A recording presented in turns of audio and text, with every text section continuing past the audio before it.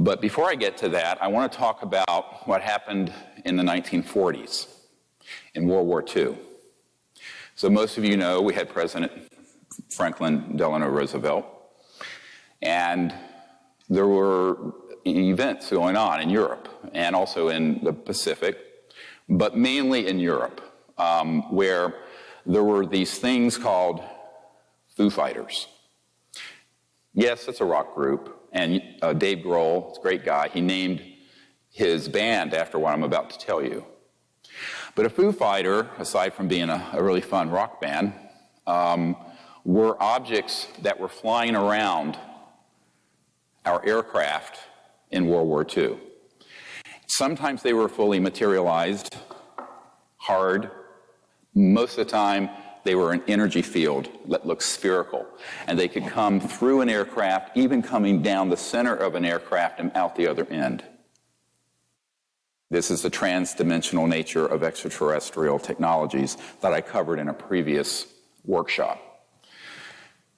This became a huge concern for the Allies, and the Allies dispatched, or the President, I should say, on behalf of the Allies, dispatched a man named General Jimmy Doolittle.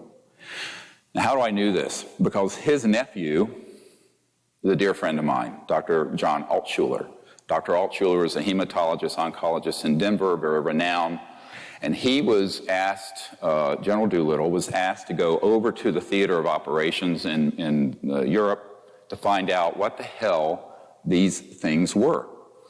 Now, the word Foo Fighters come from sort of French and German faux, for fire, because they were these fiery, had a luminous corona around them. And, but they would disrupt electromagnetic signals. They would have effects on the gravity around an aircraft and other things such as guidance systems, compasses, and what have you. And so we thought, the Americans and British thought it was a secret Nazi weapon. And we found out through our spies that the Germans thought it was a secret Allied weapon. And of course it was neither. So General Doolittle went over and investigated this and came back to the White House and reported back to President Roosevelt and said, "Sir, these are interplanetary vehicles," I'm quoting.